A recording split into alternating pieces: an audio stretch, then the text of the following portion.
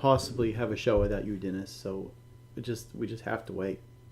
You do. I know. Hello, friends and brothers. This is Justin with Masonic Improvement, joined with Dennis Yates. Forgot your name for a second, and our wonderful Inner Circle brothers. How is everybody? Even though we already asked you that before we got live, how are y'all? Good. Good. I like your background there, Tom. Thank you. I'm peachy. Oh man, I'm kind of bummed out. Brad's not here because I listened to his interview earlier today, and I wanted to ask him some questions about it.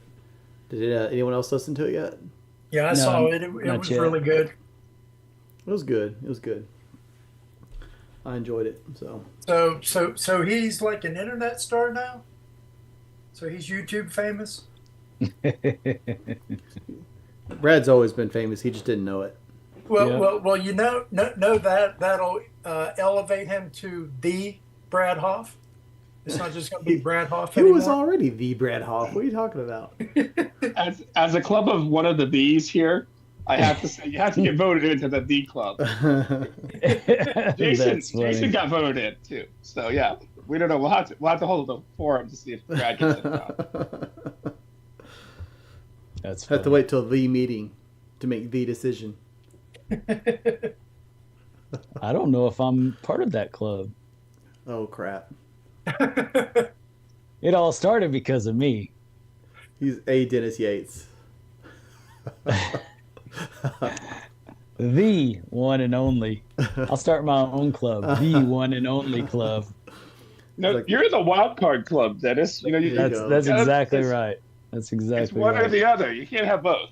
You know, the wild card Dennis Yates. Woo, that's a mouthful. Reminds me of the Yep. Simpsons when they had the No Homer Club. Oh, it was the Stonecutters, and they started a new club called the No Homer Club.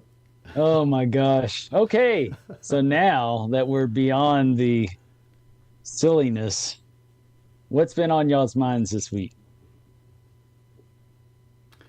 I'll say. I'm trying to think of how I want to put this because Well, think quick there's because a I've very already got stuff on my there's mind. a very so hurry up. small off chance. Actually, I know it's almost a non-existent chance, but I'll be very careful. I attended. I know of a lodge, and their roof is like it's kaput, and it's a very what's unfortunate. It's a very nice facility. It's large and it has enough functionality that it outshines what a lot of Metroplex lodges have. In fact, I think that they wish that they could have that. And this is a relatively small town, and it's just falling apart.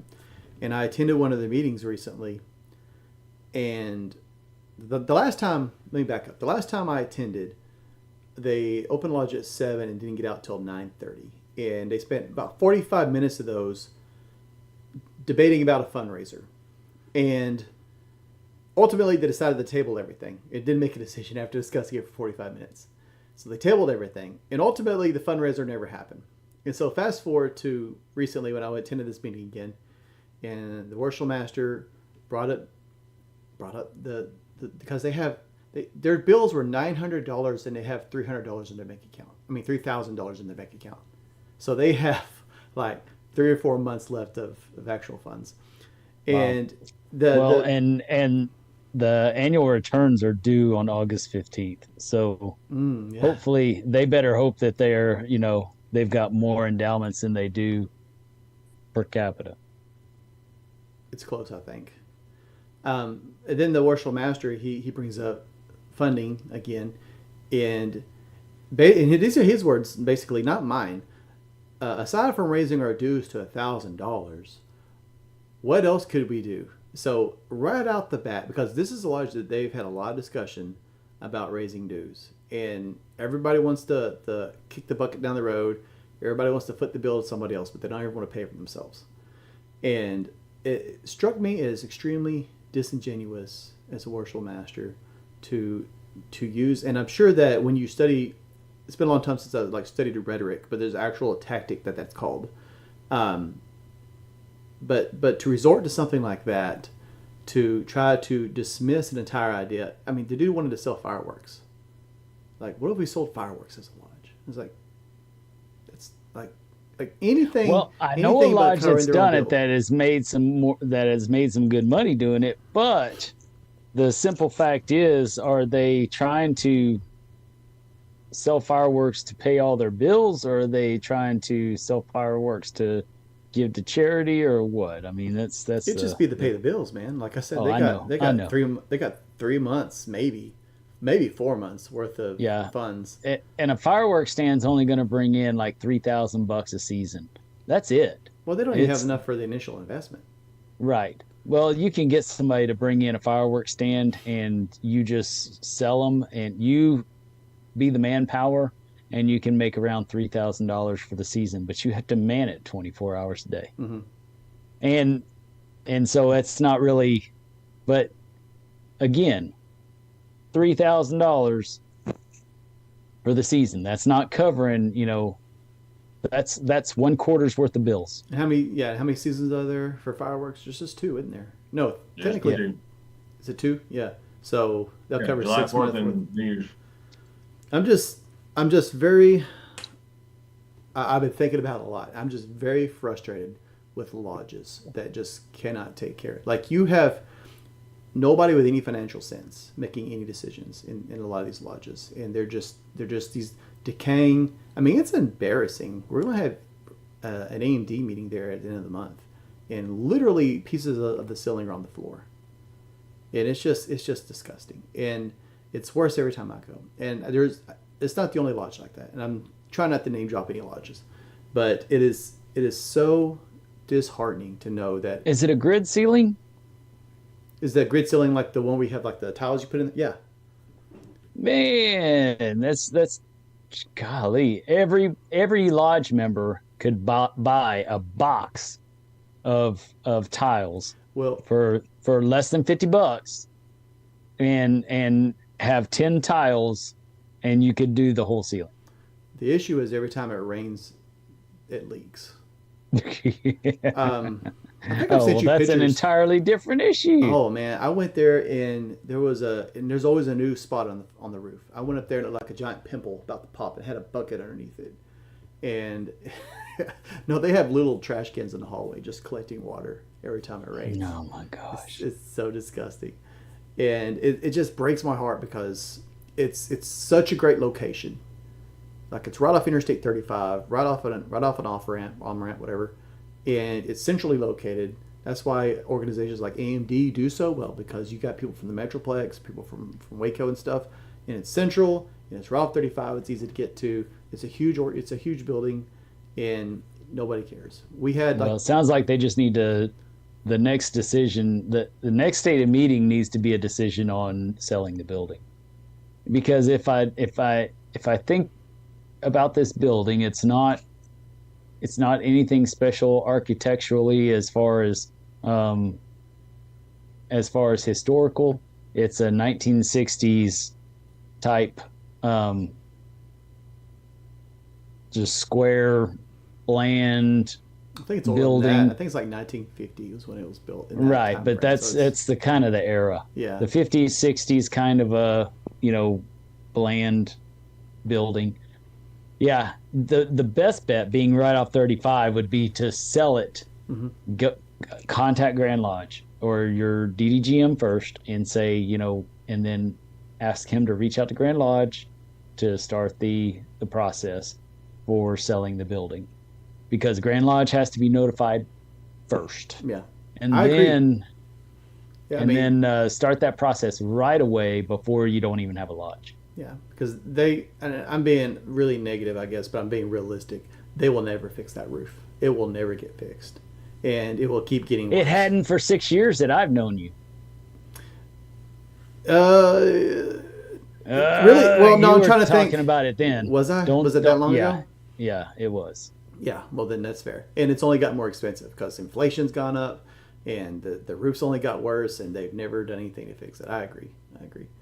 So that's where I'm at. And if it comes back to bite me in the butt, it won't bite me in the butt, because it doesn't bite you in the butt unless you care. and I'm just being very transparent. I'm being very Right. honest about it. I actually got up and walked out. I did the whole Sam Gibbons thing. Like if it's 45 minutes long, I get up and walk out. Because as soon as they started talking about finances, like, okay, it's time to go. And so I gave my piece, and it was always said, it was the same people bringing up the same things that I brought up like 3 years ago when we were having the conversation. It was like, peace out, guys.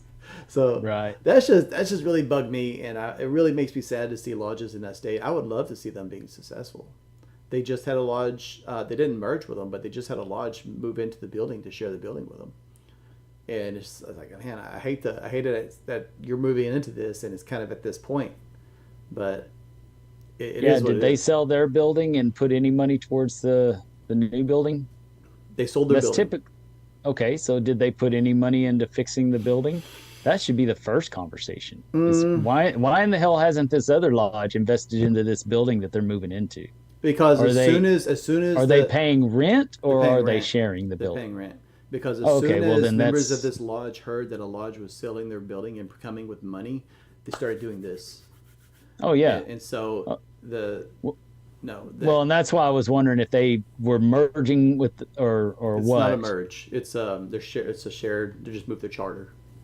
Yeah, if they're paying rent and not really sharing the building, then yeah, that's It's I would me personally I would discourage just because they're not making. This is a lodge with all of its legacy, and I mean that's all the money they got from that sale. And if you had asked me to give it to like an investor that has a track record of losing money, I could never recommend somebody do that. And it's the same thing here. I know it would not be treated. They would not be good stewards of the money. And so Right. that's why I like no. Because well, when you do something like that, you develop a board between the two lodges. You have a board of directors for the building, for the building use and upkeep, and so that's who manages the funds for the building, and both parties have to contribute to that. yeah, I agree. But I think that would be smart. Well, they already have but yeah, several bodies that meet there, and I've already recommended there needs to be like a temple board or something. well, at this point, it sounds like they need to just have a Sales have committee. have a few guys from the actual lodge get with Grand Lodge and start the process, and everybody else just start looking for real estate, I do. looking for somewhere to rent. I do agree. I do agree. And I would say don't make any purchases until everyone that's in the current line is out of the current line for that lodge. Go into the other lot, find another building and just rent it for a while. Oh, I agree. But that's what's been on my mind since I went to Wow. that meeting. It's worse every time I go, and I don't That's care. tough, man. And I would tell that to their face. It's worse every time I go. And that's probably why they don't like me coming. Well, I just became secretary of the second lodge this week, Congratulations. Corpus Christi 189. Yes, they've had some real issues the past few years, and hopefully I can help bring some stability to that lodge. I don't know. I don't associate Well- you with stability a whole lot, but no, you're going to do a great job. I'm sure that the good job you're doing at OSO is the reason they're bringing you over the Corpus. Well, at least I know that the annual dues are due on August 15th with a check that has to be received at Grand Lodge by August 15th. That is good information. Yes. So all you folks out there that don't know that, that's what's coming up. Nice. So all you new worshipful masters out there, make sure your secretary is getting it done. So what did you have on your mind that you said you hinted at that you wanted to talk about? Welcome, Brad. We were talking about you earlier. Brad the Hoff. The Brad Hoff. Yes. No, not the Brad Hoff. Brad the Hoff. the Hoff. He's not in the club yet. He's just the Hey, Hoff. don't you dare hassle the Hoff. He's cool enough to be a Hoff, We could call him Brad A. Hoff. Ahoff. He's not Yeah. the Hoff yet. He's still No, Ahoff. because there's already the Hoff. I just so Hey. he's A. Hoff. I just want to say, Brad, I listened to your interview and it was very good. You did very good. You did very well.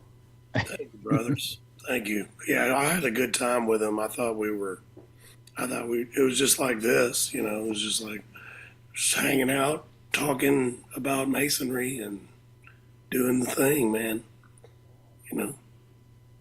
Well, if Nice. anyone's listening and don't know what we're talking about,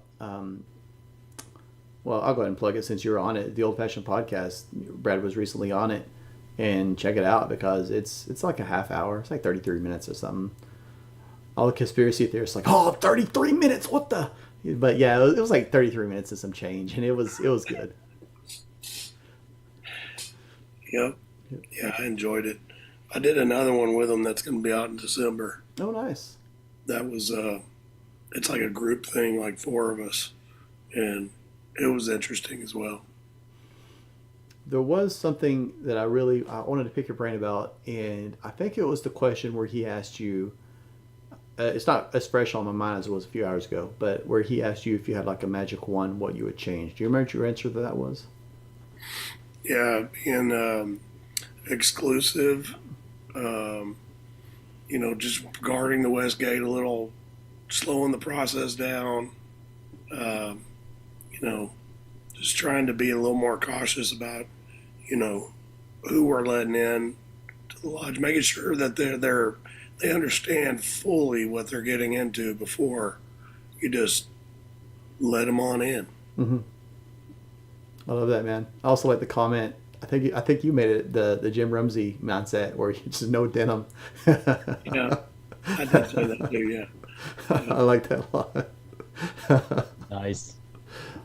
Oh Yeah, man. that can't be said enough. That's for sure. Yeah.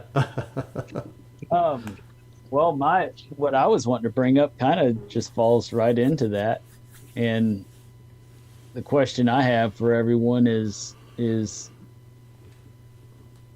what do you hope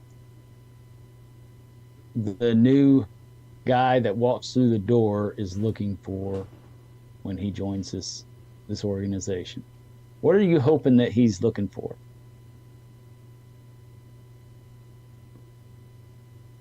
Don't all answer at once. Well, I was trying to give everybody else a chance. I'm still just trying to find the mute button over here, Dennis, honestly. But You can't mute Dennis from there. Oh, is he trying to unmute no. himself? Oh, He was I wondering. mute myself, Justin. I mute myself. No, I'm hoping that those guys that are coming in are actually wanting knowledge. Because I mean, there's no sense of bringing people in if they're not going to do anything, or they're just going to move through the degrees and then stay home. It doesn't really do us any good. And a lot of podcasts that I've been listening to, they go on the same agreement that it's exclusivity, that maybe we need to be a little more selective, and then find out or really when you're investigating them, what do you really want to do with this? Because it seems like there's a very small group as a whole that are into the esoteric stuff, which from my understanding is the way it used to be years ago, that it was much, much bigger. The guys actually wanted to learn something. I agree. Daniel, did you have something, or were you trying to mute yourself earlier? Yeah, I was gonna say I would agree, right? I think when I came into masonry, right, I was looking for some things like more opportunities to be together with other men, right, in general. But I also did have that desire for the more esoteric. Maybe I couldn't express that to begin with, but I think that there's actually at least a clear reason for joining, right? Like there is a clear reason for joining, and to the point of like also slowing it down a little bit, right? Like not to put barriers up for somebody, because I know for me, like when I asked for multiple years before becoming a member, like, and I thought what I was doing was asking to become a Freemason. I didn't phrase it the right way, but also people didn't turn around and take the time to say like, well, what's your interest? Why is this? What is this? Right? Like there wasn't any other questions. A lot of times it was like, oh yeah, I go to a lodge over there, and yeah, we meet and we'll go to dinner sometime. And it's like, okay, that's great, but how does that advance the conversation of Freemasonry, and then advance it to the point of how do I, like, I mean, I expressly asked a couple times, like, how do I become a Freemason? And one of the guy's answers was like, oh, well, I don't really think that's for you. And that was it. So, it's just, for me, I think there's probing questions in general, right? Like, what's your interest? Why?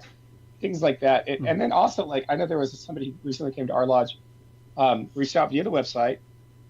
Thankfully, I'm the admin on that, so I was able to catch it and get him a reply. And even then, it took about a month for him to show up at the lodge. But then when he did, he was there. He came to like 3 different things, and then he moves. He reaches out to me again, just over text, and I said, "Hey, I'm happy to go to the lodge that's closer to you now. If you want me to drive over there, it's about a 45-minute drive from my house, but I show up with him there if you wanted to do it there, right? Just so that way he has that. There's a foot in the door. This is a younger man who's expressed interest. Maybe he doesn't necessarily know why he wants to come into Freemasonry yet, but he's at least interested in it. And he showed up to 3 or 4 different things at our lodge that he didn't have to, just as an investigating person. So I think fostering that is as important as like what their desire is. Are we fostering it in the right way? And are we helping them engage in a meaningful way before we hand that petition off? I like that. Well, I think clarifying questions will help understand if people are looking for what we're hoping for them to look for. The reason I was interested in this conversation today is because, when I go to this lodge and I agree to be secretary, and there's a couple people that come up to me that tell me, "Oh, we've got people in the pipe. We've got people that are that are already voted on, that we haven't done a degree with, this and that." It's like, wow, golly. And so this guy is here that's been waiting for months to get a degree put on him. And so I asked him, I said, "So what do you want to get out of Freemasonry?" I was the very first person to ask him that. He couldn't answer it. And I'm thinking, and we're going to do a degree on this guy. It's already been voted. But I'm the new guy here, so, I've still got a year to determine if I want him to go through and to go further. But, with me being there, I'll be able to help, guide that process a little bit better. I like that. And shape some thoughts. Because like Daniel, I didn't know really what I was looking for specifically in Freemasonry, but I did know that I was attracted to the mysticism. That's what attracted me. Mm-hmm. It wasn't, I didn't know how to define that. I wasn't some, new age guy. And if any of y'all have read much on esoterics, the new age generation was back in the 70s, back when they had all the all the harems popping up all over America, peace, love, and all that. And the new age phenomenon is a real thing. So I wasn't that new age guy coming in already knowing all the key words to Kabbalah and Hermetic principles. And I hadn't watched all the fresh YouTube videos of people talking about it before I came in. But I knew that I wanted to expand upon what mysticism was. I just want to say, based off what we said so far, I agree with what Tom was saying. I was kind of thinking the same thing. Is I want people coming, they're looking for knowledge. I want them to actually expect some kind of value once they get in.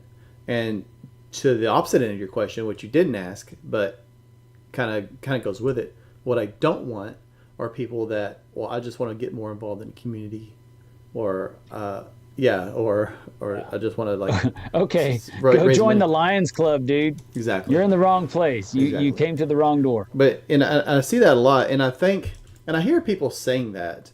And here's the second part of my thoughts on this, because you pointed out the importance of probing / clarifying questions. And I think a lot of us need to be trained on that. I think a lot of us need to learn how to do that better and be more intentional with our questions, because they may say, well, I want to get more active in the community. Well, what does that mean? How do you want to do that? Why do you want to do that? And as you were saying, as we were having this conversation, I was thinking, really, the issue is we tend to do just the minimum of what is required of us. And what that typically means is, you're giving a document as a member of the investigation committee with a handful of questions you have to ask. You fill those out, and you turn it in as favorable. I think it'd be probably a good practice for a lot of lodges to adopt like a set of probing questions. Like, this is what we have. These are the questions we have to ask. But as a lodge, let's get in the practice or the habit of really diving deeper. And this is something that is shared with the lodge also when we're reporting back on the investigation. These are his answers to these questions. This is why. And so it gives everybody a deeper sense of why this person really wants to join. But furthermore, if we're adopting best practice, which is lengthening the time before they get a petition and things like this, if we as Masons are taught how to do probing questions and the importance, because nothing bothers me more than a lodge that, while the intention's good and they say you have to wait 3 months before you get a petition, and then I visit and the potential guy is sitting over there by himself. So we have to be intentional of putting ourselves in the vicinity of these people, talking to them and asking these questions that are actually probing. And I mean, they should feel kind of scraped over the coals by the time they're done talking with you, because you're never satisfied with a very superficial answer. You want to go deep. So I really like that also. Well, I also like asking open-ended questions where there's not a yes or a no answer to it. So they got to think a little more about what they're saying. Mm-hmm. Absolutely. Yes, absolutely. And I had a past master once from my lodge that I'm a past master of. I had a past master once tell me that you can only ask what's on the investigation report. You cannot make your judgment based off of anything else. And I was thinking, you gotta be effing kidding me. I don't like the city he was born in. Right. What am I going to make a decision on based off of this? This just tells me he is alive. He has a pulse. He has a family or doesn't have a family. And oh, yeah, he believes in God. That's all it tells me. It doesn't tell me anything else about the person. I don't know if he's, performing rituals on stones in his backyard, howling at the moon every full moon. I don't know what he's doing, but I don't know if he has a swastika hung up in his garage, wanting to be the next Hitler of modern society. I don't know those things without asking clarifying questions. And I am damn sure going to guard the West Gate a little bit better than that. Absolutely. Josh, I saw you turned off your mute. Did you have some thoughts?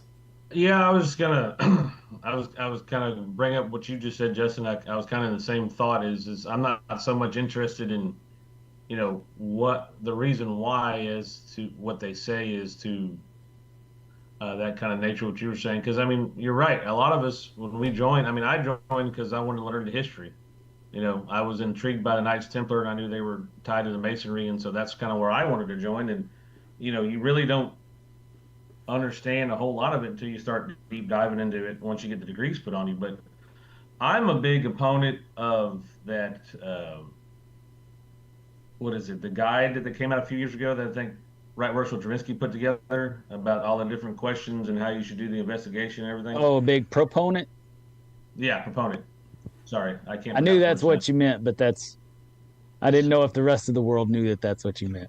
I just got done my installation last night, so I'm still tired. Leave me alone. Anyways, so when I was going through OLT and listening to those seminars and classes about guarding the West Gate and everything like that, I took that to heart. And so anytime I volunteer almost every time we have an investigation committee, so that way I can make sure that we're kind of looking at those questions that have those open-ended questions that are just not yes or no.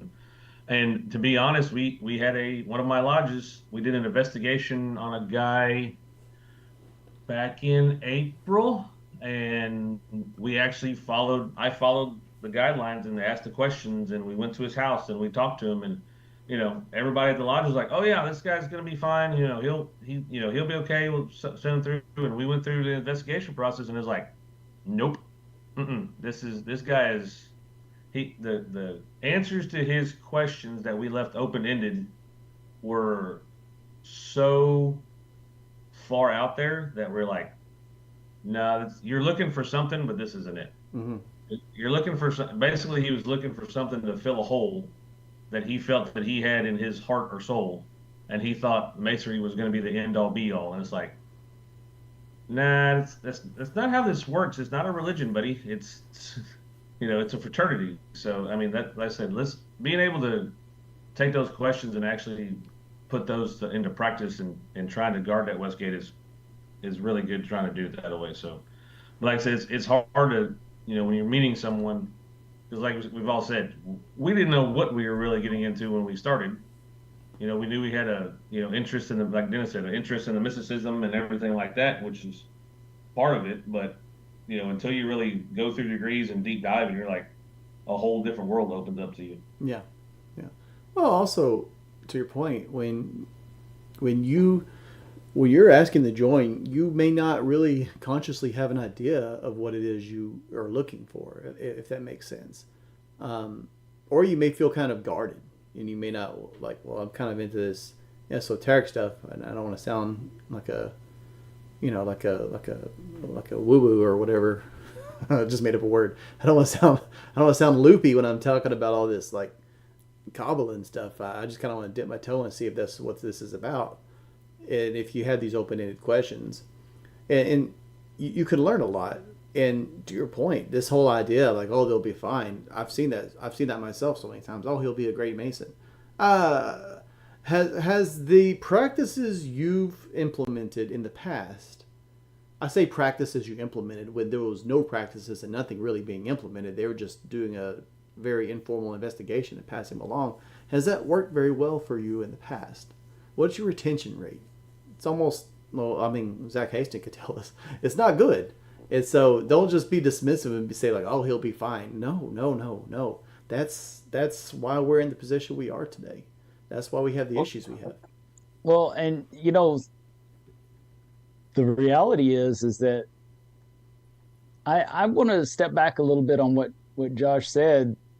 Now, while I understand that our job is not to be the spiritual leaders of people, and in fact, we turned down a young man one time up in McKinney, and it was because he was looking for that. He was looking for us to be his spiritual leaders, and that's not our job. However, that being said, I can assure you that Freemasonry put me on a path to fill the void in my heart, because I have learned so much more than I ever would have just sitting in church. I've learned so much more than I ever would have just browsing the internet and looking on these different mystery schools and stuff like that, by having other brothers that understand this stuff to talk to. And this is a place where those type brothers go. And it has always been, traditionally, it has been a place for brothers like that to go. That's why right, wrong, or indifferent, that's why you notice the people like Manly P. Hall, Albert Pike, Mackey, even Aleister Crowley, A.E. Waite, all these people were all Masons. And it's not because that's what Masonry promotes, but it is a place to where you can learn about the things of mystery that all of these people were trying to, that you can if you can find answers to a lot of those mysteries that you're looking for through our ceremonies. And Dennis, for, I agree with Dennis that you can, but I think the difference is when you're coming to the lodge, if you're looking for something like that, it's great that you got it as you came through. But if that's what you're looking to jump off the take the If you deep end in the if you think that's all it is, then yeah, it's not it. yeah, I mean, Especially not in Goliad, Texas. no, not Goliad, Texas. I mean, that's I'm the same way with Dennis. Is that the I joined for the history, and I'm finding that I enjoy more of the esoteric work and all the other stuff, and along with the history. So I mean, but if you're trying to jump off into the deep end of masonry and become a mason, and that's your goal is to find something to fill your spiritual need, and it's great that you get it as you go, but not as a starting point. Right. Dennis said Right. something last Sunday, or was it Sunday before last? And it's pretty profound to me. And, Oh shit. And yeah, I know, which is crazy because Dennis Came from Dennis. Yeah, he said something along the lines of, if you think you have more to offer us than we have to offer you, then why are you joining? And so to that point, I think everybody's joining because, or they should be joining because they have some kind of void. They feel like they're missing something. And Freemasonry has that to offer them. If they don't, then why are they joining? If you have somebody that's, well, when I become a master, we'll fix that. Well, then why are you even here if you already think you know the answers? Right? Our practices, the way we do things, is very carefully, or should be very carefully studied, to see what is the most effective way, which is the best practices, like we discuss. And so I'm agreeing with both of y'all in saying this, in that everybody joining should have some kind of void, right? They should have something that they're missing in their life, hopefully knowledge that we can offer. And also to that point, like we're not a church.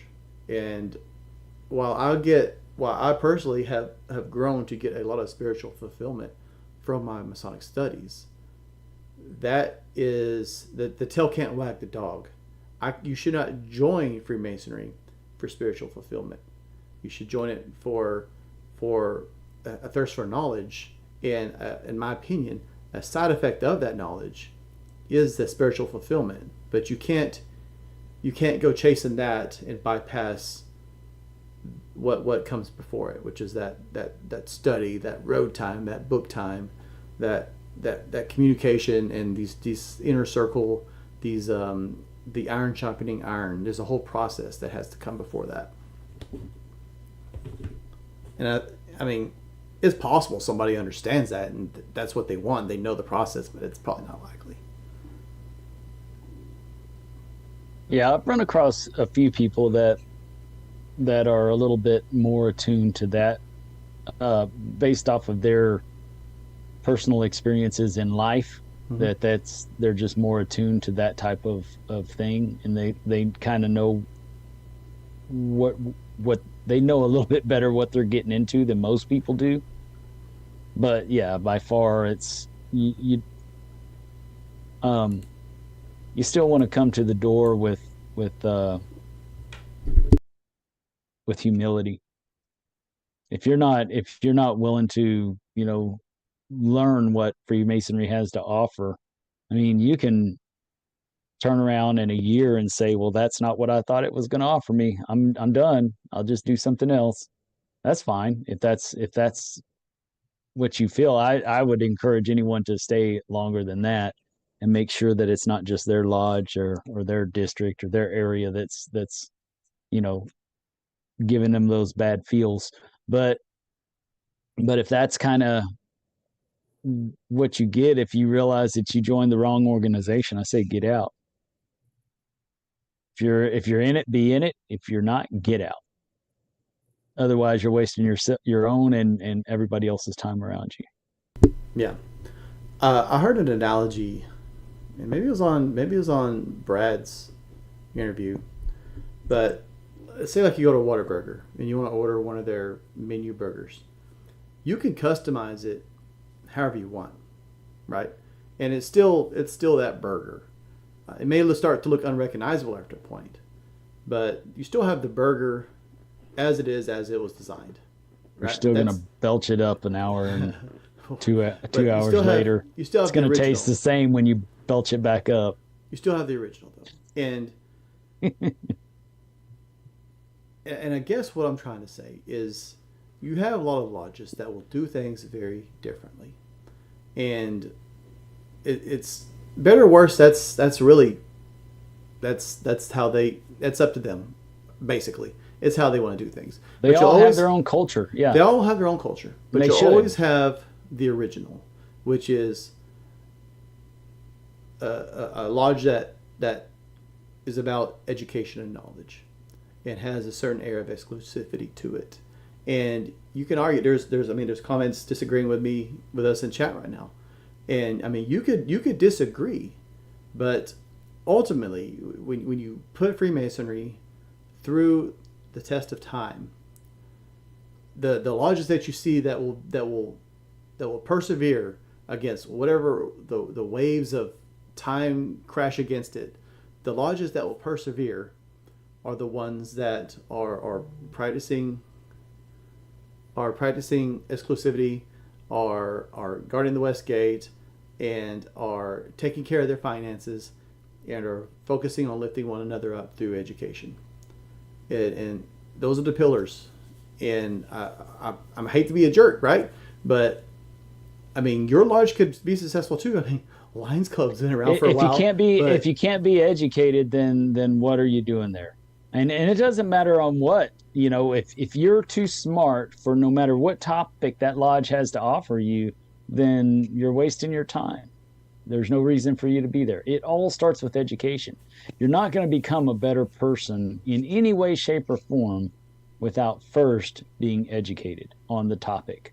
Yeah. Whatever it is that you need to change in life, if you're not educated on that in order to make a different decision, then you'll never get better. You'll never do better. You'll never see a different perspective that may bring you enlightenment. Yeah.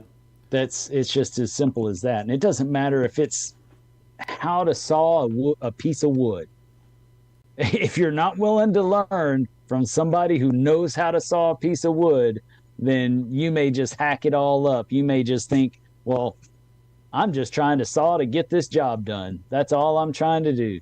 When actually, being able to cut with the grain or against the grain to get the specific look that you're trying to get, the way you're trying to shape yourself or your piece of wood, that's all going to be determined on how you saw that wood. Mm-hmm. Well, if you're not willing to take to listen to somebody else, have that apprentice mentorship, that master apprentice relationship, you'll never be able to get that wood to be the way you want it to be. It's always going to be just another piece of wood. Well, there's a lot of lodges that feel like community service, like getting out in the community is really important. They feel like the scholarship's really important. Really the job? Is that the job of the lodge, or is that the job of the individual after they become a better person? It's totally the job of the individual. But if the lodge, exactly. my point is that I wanted to get at, if the lodge feels that's important, it cannot take a back seat to your first and foremost job, which is education and making good men better. That has to have a priority. And if you bring education to your lodge and they're really big on the community, and you try to present stuff and you see eyes getting rolled, the lodge has the wrong priority. And maybe didn't do it. Well, I'm not going to say that. But the lodge has the wrong priority. You don't have to sit down for a 2-hour, Masonicon every month for your stadium meeting. But you have to have education. It has to be prioritized. And anything else you want to do after that, if you think there's anything else that's important to the lodge, do that. That's fine. But education has to be first and foremost. Frying fish and fundraisers like that, selling fireworks, does not make you a good man. It doesn't.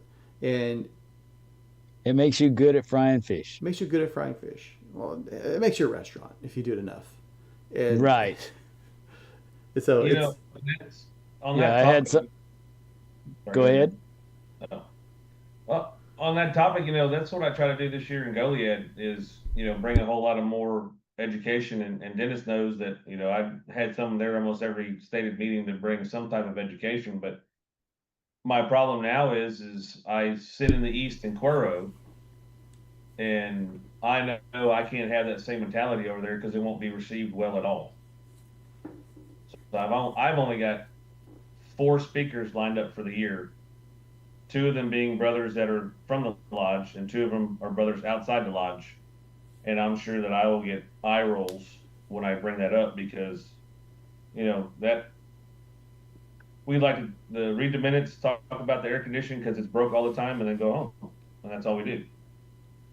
So, Yeah. But Josh, it's at least a start this year. Mm-hmm. And what's really effing stupid about talking about the air conditioners, that lodge has oil money to fix the air conditioner, and they're too freaking ignorant to just replace What do you it really if think, there's a Dennis? problem. What's your real I'm telling you, opinion on man, that just pisses me off more than anything is when a lodge can afford to fix something and they don't fix it out of just pure ignorance because they all think that they're dipping into Granny's purse to what the hell do you think that money's for? It's for fixing your air conditioner. It's for upkeep of your lodge. It's for giving you a nice place to meet instead of something to bitch about all the time. you want to hear the funny part? The air conditioner broke last night during installation. Yep. this? Yeah. Wow. It was 86 degrees in our lodge room as I'm getting installed as worshipful master in Cuero last night. That was lovely. About the Thanks, dumbest look, box air of rocks. About the dumbest box of rocks I could think of. This is tying back to what we were I'm talking about sorry earlier. that though. you're now the master of that box of rocks. I mean,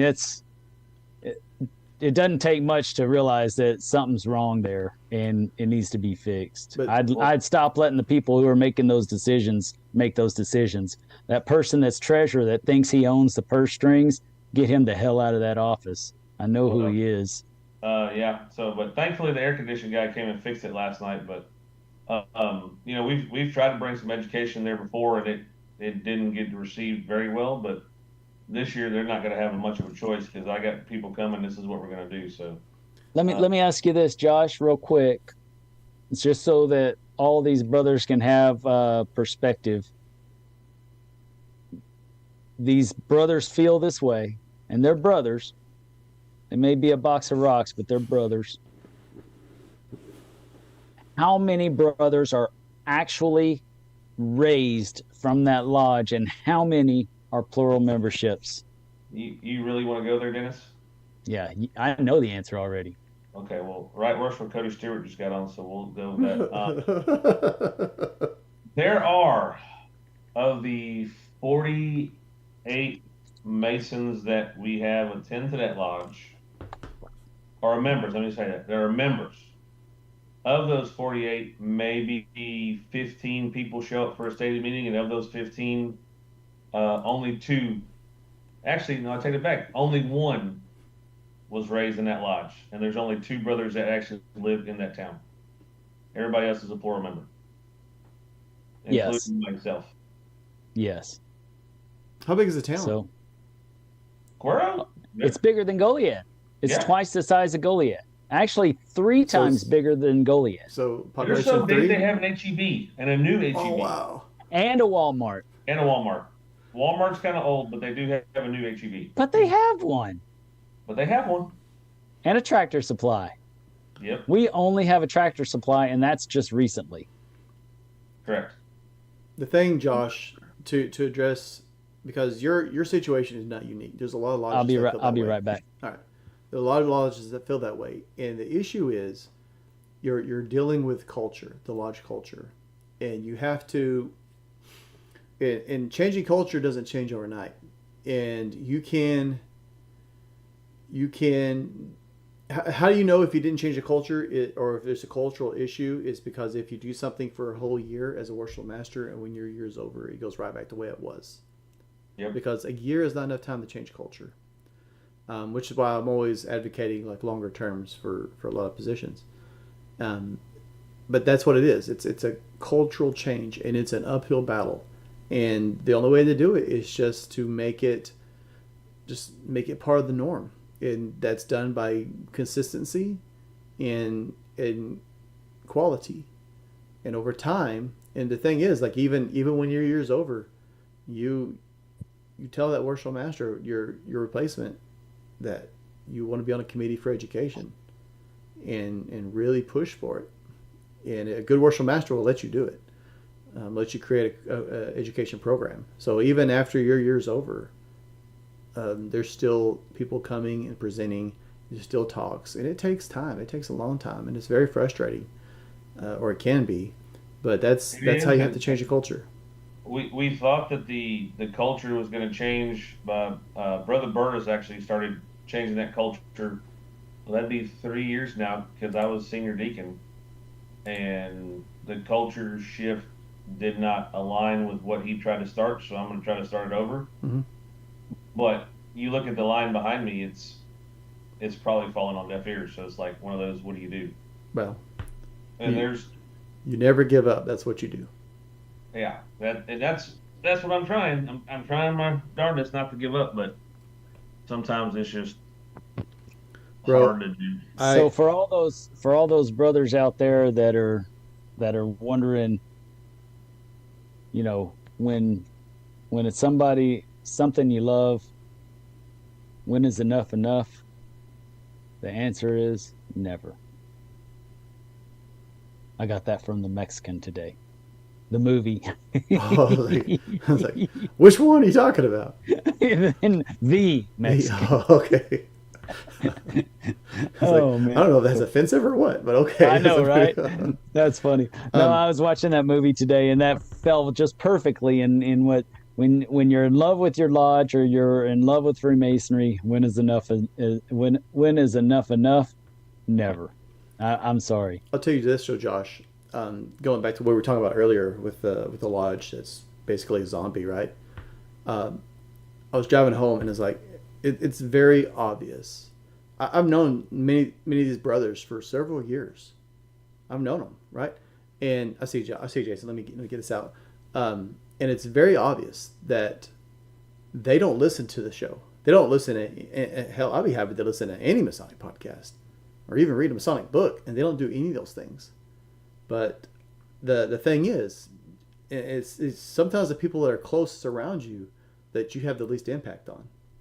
And it was frustrating because it's like, man, we've been doing Masonic improvement for like 8. Well, I've been doing it for like 8 years. We've been doing it for like 4 now. And me and Dennis, and like people I know that I see on a regular basis don't watch any of it. And yet my closest brothers are you guys, the ones, well, except for Tom. I see Tom regularly. But my closest Masonic brothers are you guys, and I see you once in a blue moon. And so it's wild that the impact doesn't always go where you think it is. But my point is, even though it's frustrating, I don't stop. We can't stop. And that's what I wanted to get to you, Josh, is sometimes it's frustrating, and sometimes the impact is not where you think it should be or where you want it to be. Or you don't even know that the impact is taking place, but you have to keep doing it, because once you start making an impact, you can't back away with it. You can't stop. And I'll tell you, that's one reason why I stopped attending the lodges here locally, because there was no room for me to be of service to the lodge except doing what everybody tells me to do, and that's just not my personality. I'm not the guy that's going to just fall in line and act like what I believe in isn't important. Well, that you were busy with Scottish Rite too, but so that's what I'm going to try to do. I learned some lessons. I'm secretary for 2 lodges in Corpus. Just saying, there's a reason I'm down there and not up here. I don't know what to tell you. But I learned some lessons in Goliad about, as much as education I wanted to get, there was a few things that I forgot that I should have planned for that I didn't. And so I've made some adjustmts. And Coro, we're going to go dark for November, December, because we meet on the 4th Thursday of the month. Well, 4th Thursday of the month in November, December is Christmas and Thanksgiving.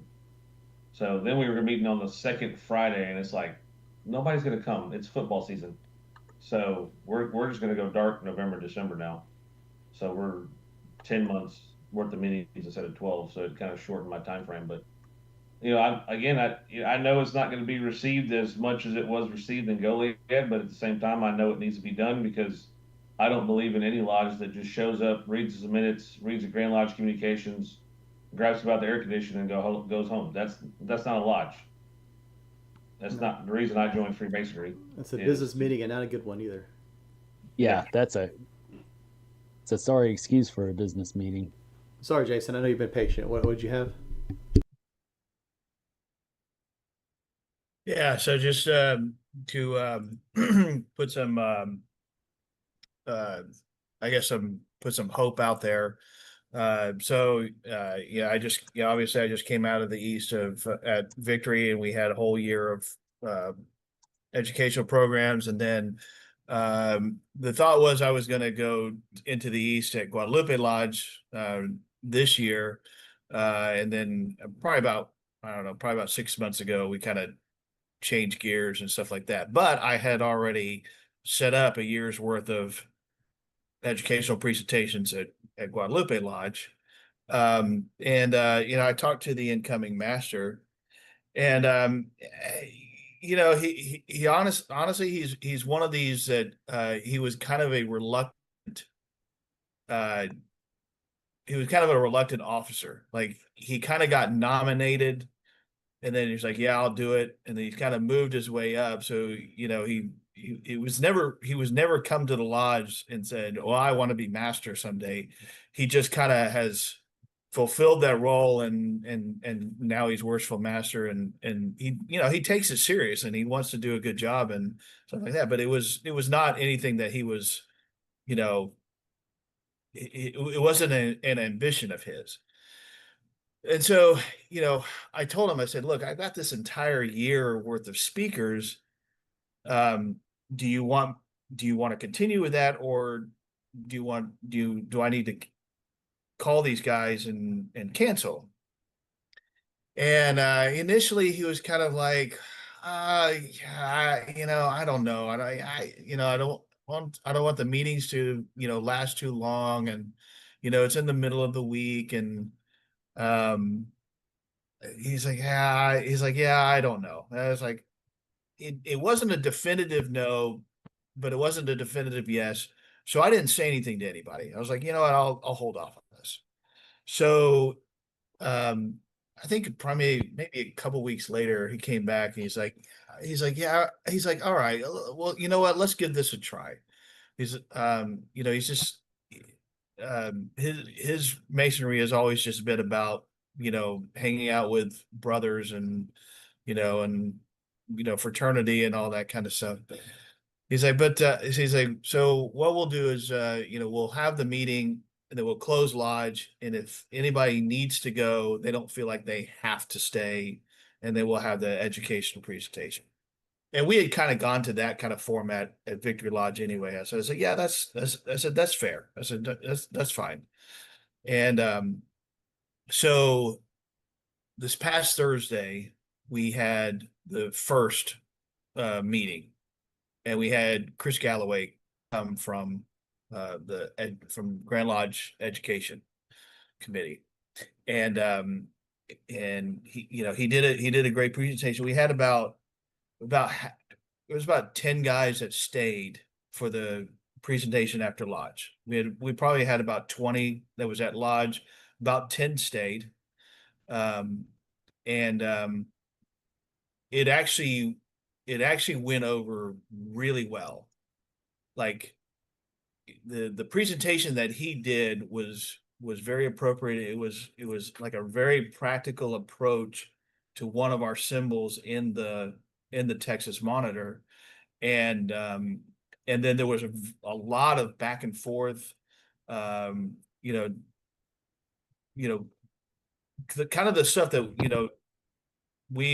the small groups that we have been a part of was being replicated at Guadalupe Lodge, in a lodge that just has not had a tradition of education or anything like that. We've had presenters over the years, every once in a while, and stuff like that. But as far as like, it being a big priority and stuff like that, it just hasn't. And it's obviously me being there has kind of some of this up. But so over time it does work. And you just kind of have to be persistent about it. And also, you know, um, don't start it off with, okay, we're going to start education. So, all right, everybody's going to get dealt a tarot card, and we're going to, you know, don't, don't start them off on that. Like, let's ease into this. That's why Try that in my that's part why of Texas. right. That's why, again, it's, I'm doing basically the same kind of presentations that we did at Victory Lodge, which is, what, just go back to the Texas Monitor and let's talk about what is in there, and let's start off there. And and then maybe you can progress. But so you do education is, it works. But you kind of have to kind of know your audience and everything. So Yeah, just because I know my audience there at Guadalupe, if I ever get invited back again, I'll just make sure and start out. I'll just get on my hands and knees and just start putting them on the floor. In candles and yes. Which, by the way, Dennis, just to remind you, you're on the schedule. Oh yeah. Dennis, what you do is you give your talk and be like, if you look under your seats, you have a tarot card. Yes. Yeah, I was going to say that Cody Stewart monitor is pretty good. It is. I like that Cody Stewart monitor. You don't need anything else. That's Nope. all you need. Nope. I don't think anybody else has anything good to offer for the good of Masonry than what's on that monitor right there.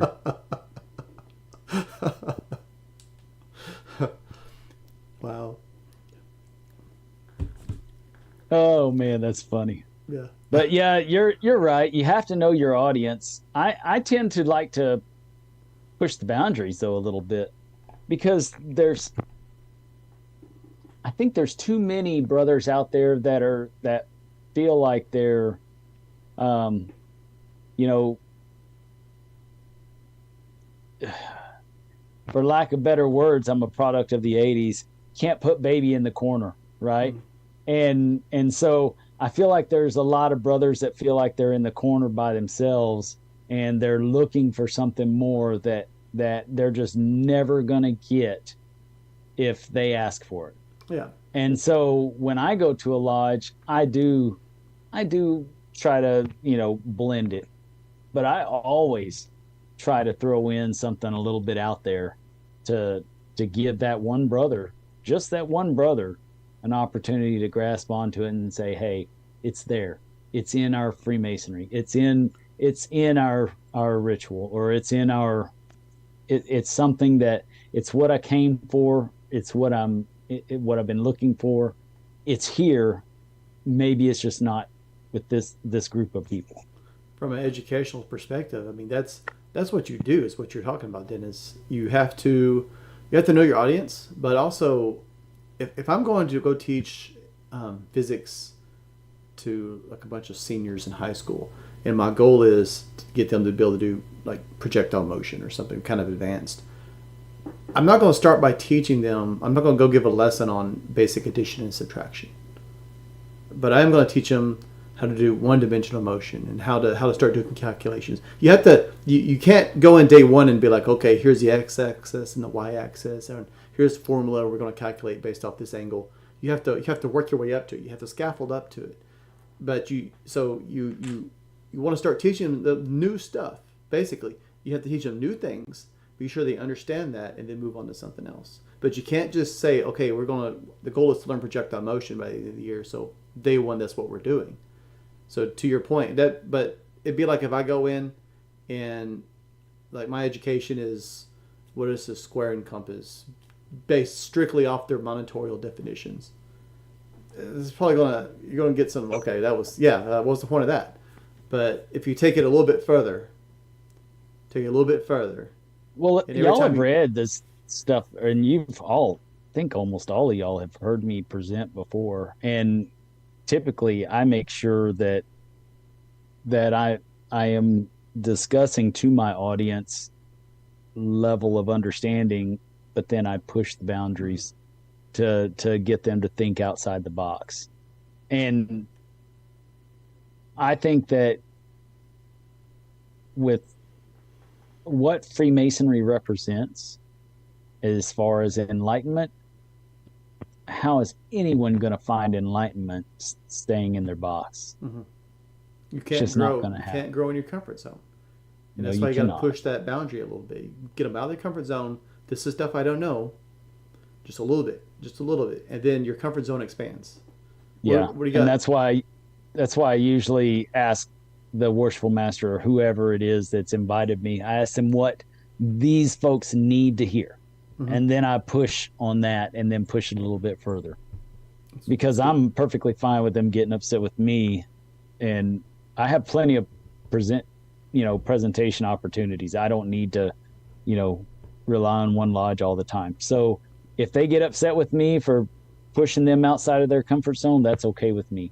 If one or two guys gets just that little push that helps them to understand a new thought that they've been cultivating in their own mind for a while, then man, we're all the better for it.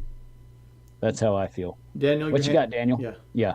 Yeah, I was just gonna say, I know in my lodge we went from, so this past year I was senior deacon, and on our agenda is historical moment, and I took that and got a little more liberal with that definition than just the dates of the Alamo and when the Battle of Goliad was, and this Mason was made a Mason this time. I started doing more Masonic education, and about halfway through, I was doing biographies, and then I switched over to more esoteric based, kind of more starting basically just a 5-10 minute little lecture of like, let's go deeper in this and this and this. And the further I went to the esoteric, the more people had commenting, wow, you're doing a really good job. I really like what you're bringing to the lodge. That's not to shoot my own horn.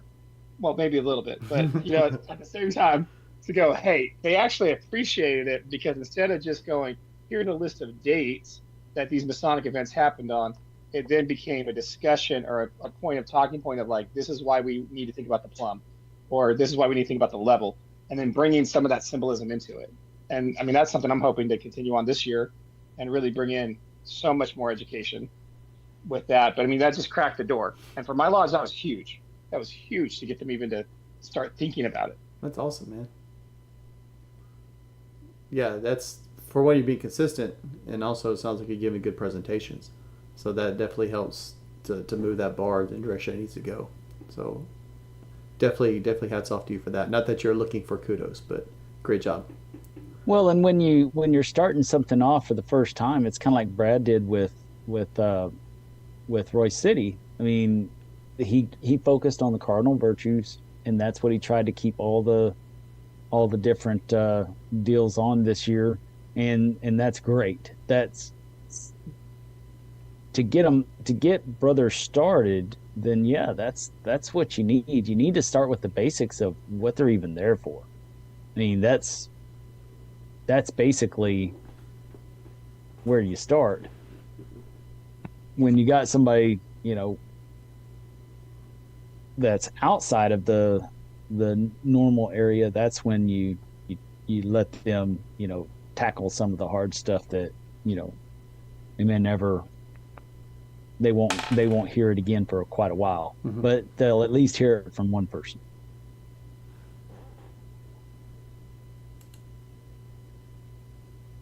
But I think that's a great idea, Daniel, and I think you're doing an excellent job as well. Well, thank y'all. Yeah, it's been a if fight most- to Go get ahead. there a little bit, right? But I mean, at the same time, like now it's like, oh, this is part of that culture. We're shifting that culture. It's taking time, but we're gonna get there. And like I know with our current worshipful master who just got installed yesterday, hey, we're gonna set the goal vanguard and beyond. Mm. And that's just like, this is what a good lodge does, period. So let's do that. And then let's Yeah. not only do that, but let's record that we did it, so that way we can show that we did it. And to your point on the Vanguard, because I brought it up at one of my lodges, and the Worshipful Master was at another lodge where they tried it, and it was unsuccessful. And his mentality was like, well, that's a lot of work. It's really hard. And to anyone considering Vanguard, I'll tell you, the goal is to get Vanguard. But even if you do not get it, you have implemented best practices in your lodge. The Vanguard, the requirements for Vanguard exist because they are, I mean, I can't think of anything negative in it. The Vanguard exists because it is a list of best practices for your lodge. And this is just encouragement to get people to do it. So even if you, for being best practices for being an active lodge. Yeah. Let's say that, because it's not for everybody. It's not for all lodges. I don't think that it would fall in the best.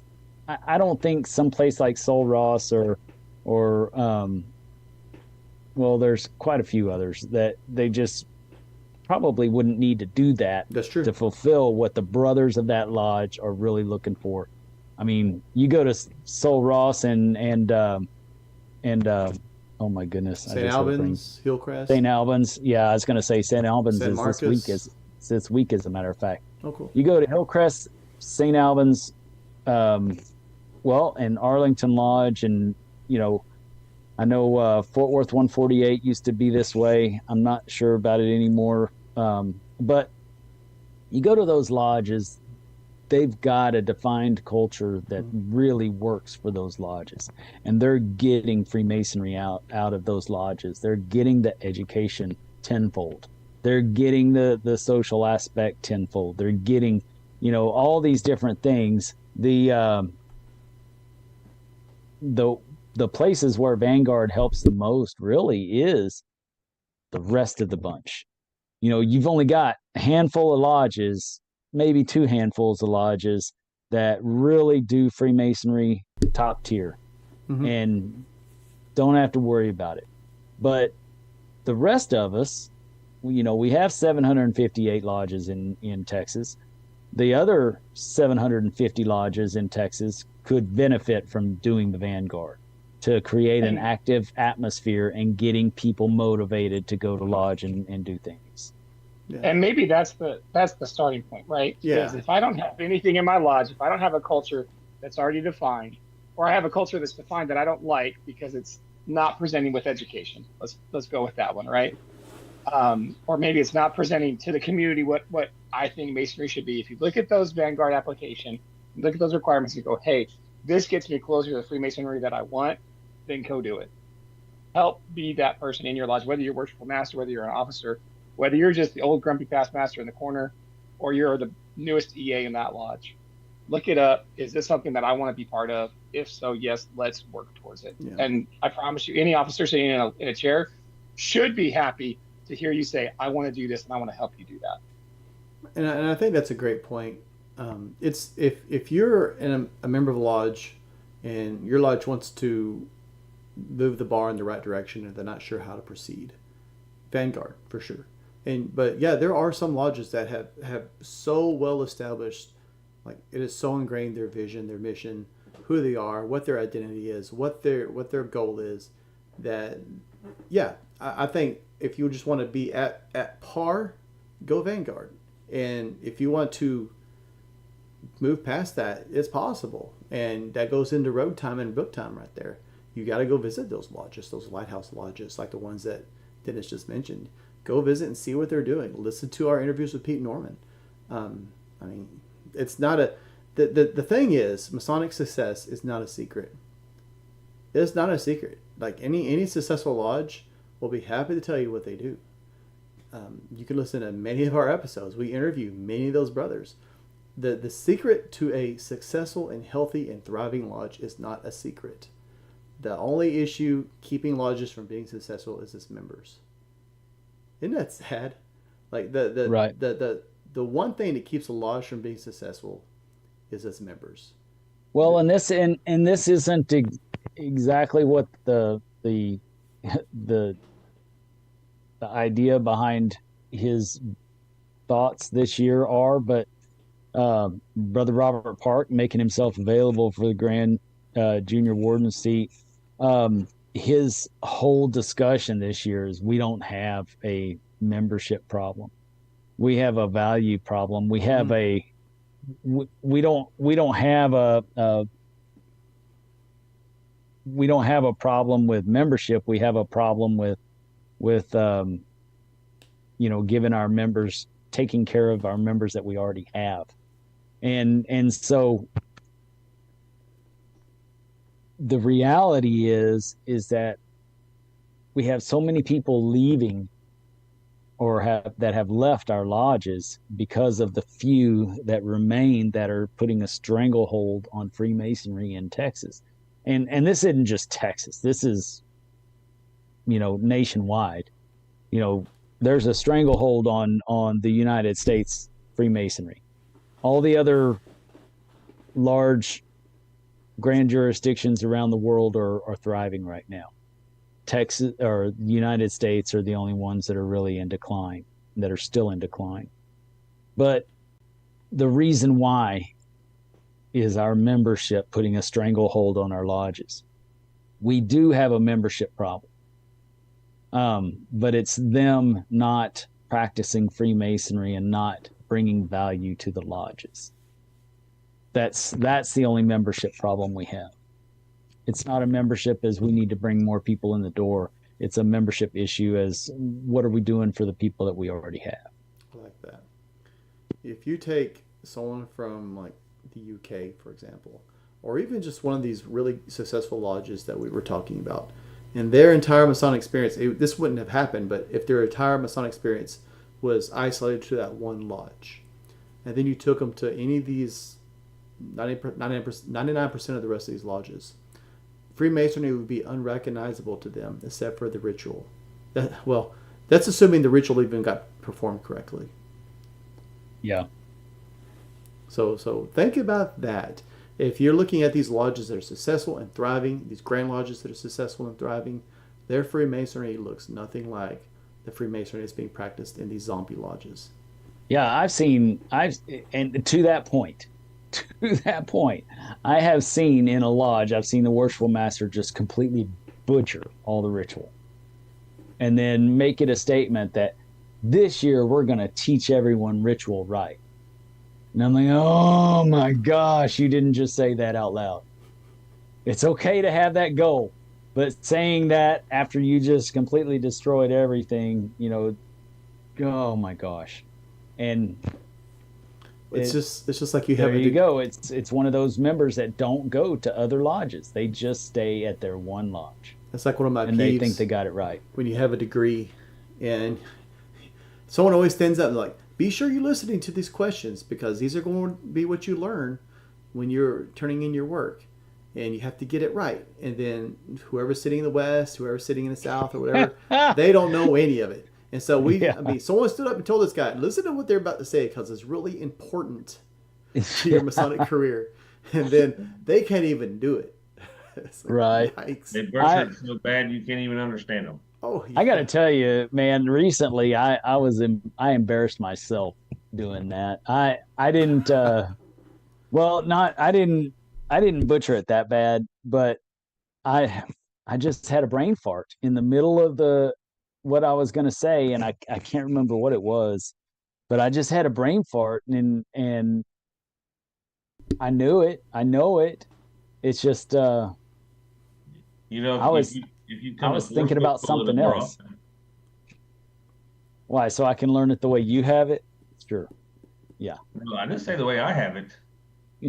But I will remind you, I do hold a C certificate, by the way. Thank you very much. Woohoo! Oh, what certificate do you have, Dennis? I don't need one. That's I'm that obvious. good. Okay. I'm that good. I look down upon. I spit on your certificate. Wow. Whatever Dennis says is how the ritual should be.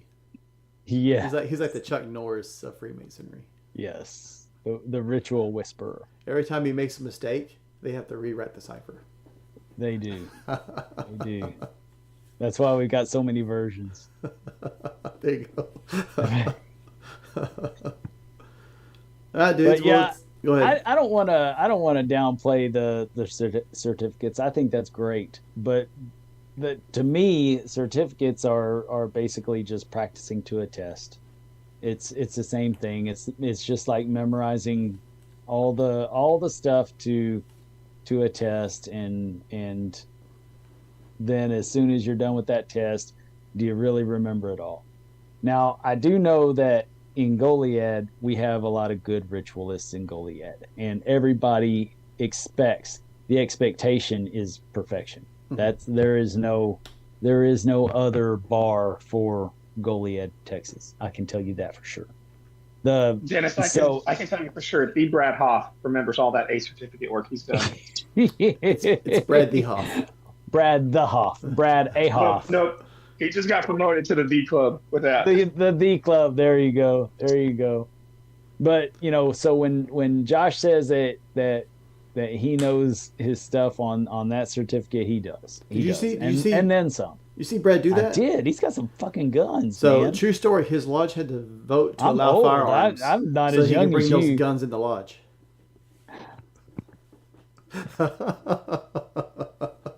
You've been waiting. You've been waiting. It's all that AC repair he's been doing the past couple months. I'm telling you, man. Up in the houses. Yeah, up in the attics. That stuff will slim you down quick. Yeah, all that sweating. It's like a sauna. Furnaces are heavy. Yes, for sure. In the attic. Brad, speaking of the Hoff, I have a air conditioner unit down in Corpus that's been down for a while, and nobody seems to trust anybody. If you'd be interested in coming down to the Degree on the 20th, I'd be interested in buying you a hotel room. If you wouldn't mind checking that out for me. Yeah. If you'd be interested. I know you hate to do that when you're, taking a day off. Check your capacitor. Always working, man. I know that's what I've replaced the capacitors and motors on all of my units because that usually fails during the summertime. It's always the flux capacitor giving trouble. Oh my goodness. Yeah. Or a float valve. 1.21 gigawatts. Great Scott. But anyways, so Jason, you see Jason's comment?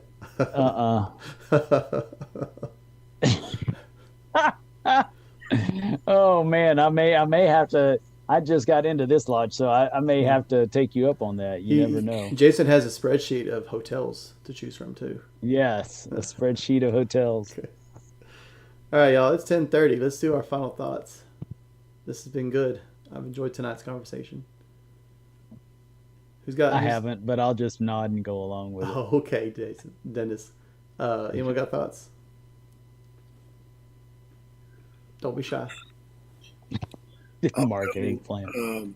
Man, between all of y'all, I might just be able to create a successful lodge. That's awesome. Go ahead, all Brad. y'all's skill sets. Go ahead. I'm sorry. Yeah, I just had my last stated meeting as worshipful master for the first time. I'm sure I'll probably be a master again at some point because I did enjoy it quite a bit. It was life altering, learning how to go up to that point. Kind of goes along with y'all's discussion tonight about, what did we come here to do? I remember thinking whenever I joined that I wanted to basically, I thought it was like a kind of like a Bible study type group, like I'm going to come here, I'm going to learn how to be a better person. And that's really what I said. And it has came true but it didn't come in the way I thought it was going to come. I just have really enjoyed my journey so far. And you guys have all been a pivotal part of my journey. I even said it in the other podcast that I was on today, that I get to talk masonry with you guys sometimes twice a week, for 2 hours a night. And that's all we do is talk masonry. This is what I came here to do. And so that's why I'm here, and I thank you guys for being here for me. We appreciate you too, Brad. Absolutely. You've been a great contribution to our podcast and show for sure. What else y'all got? Jason, you unmuted for a minute. Did you have something? No, just I just was kind of I got roped into at the very last minute being a secretary for another lodge, unfortunately. And it was a reminder that as much as we enjoy all of this Freemasonry and being a part of these organizations and stuff like that, it it's a reminder that of what the point of all of it is, and that trying to keep up with all of these organizations should not push you into doing things that you should not be doing. I'm just going to put it that way, and remember why we became Freemasons, and it's an unfortunate situation, and it's actually kind of heartbreaking, but hopefully we'll get things straightened out. So that reminds me, Jason, when's the next stated meeting over there? Because I need to come visit.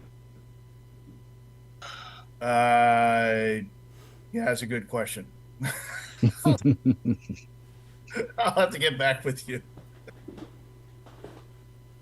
Right. I just jump in and say the Masonic Improvement Podcast, like this is, I got the chance to go see Kadeem Lowe be installed as worship master at his lodge, which, man, like that room was almost full, and over half of it was people who were there to see him, which was just awesome. Like there was a lot of people there, right? Don't get me wrong, there's family members, there was other Masons from that lodge, but there's people traveling from Houston, from California, from two Masons that are now in Texas, but from other countries.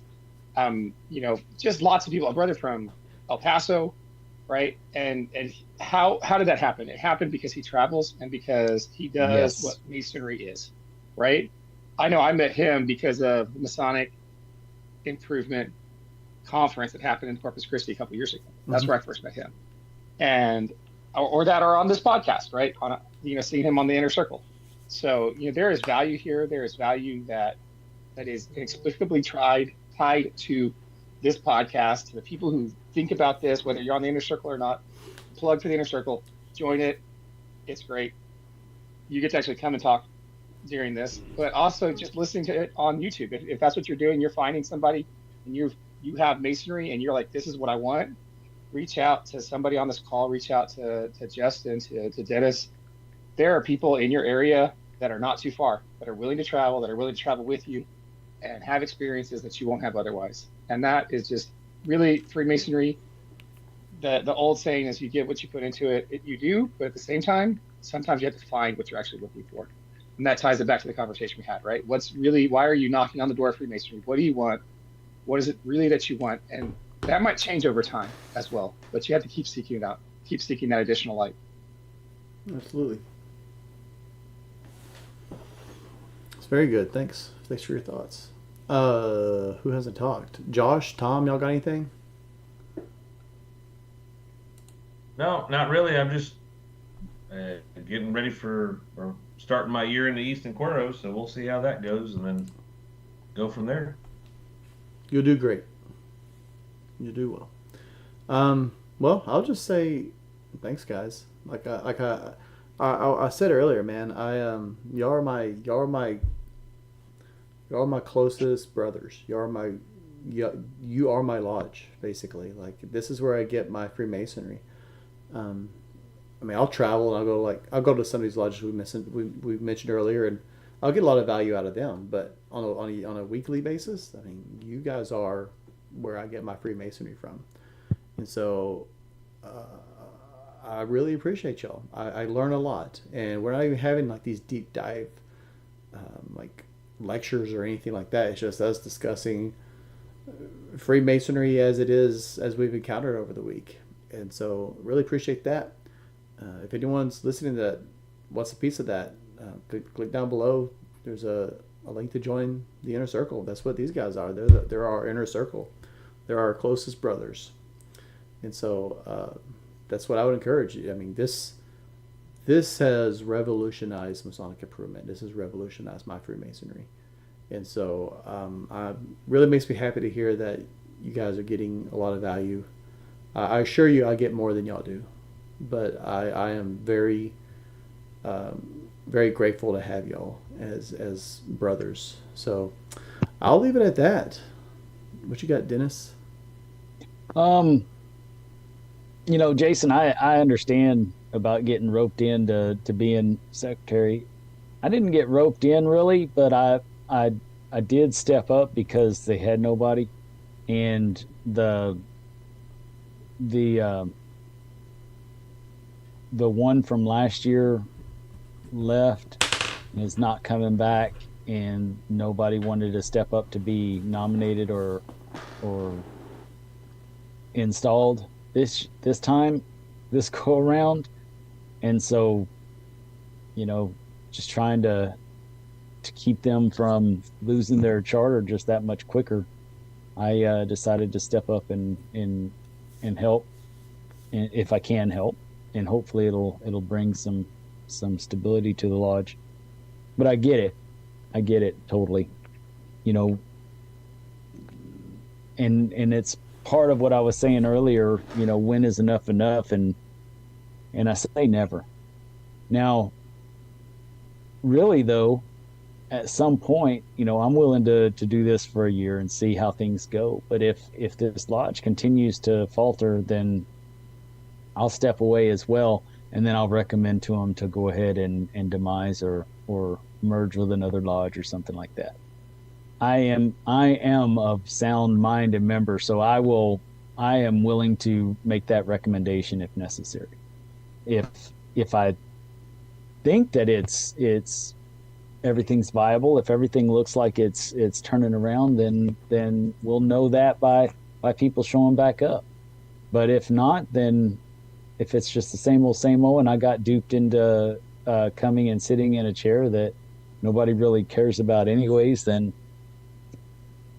for a lodge that nobody really cares about anyways, then it's time to just let it go. But I'm willing to step in for a year and see what happens. On the note of what you brothers offer,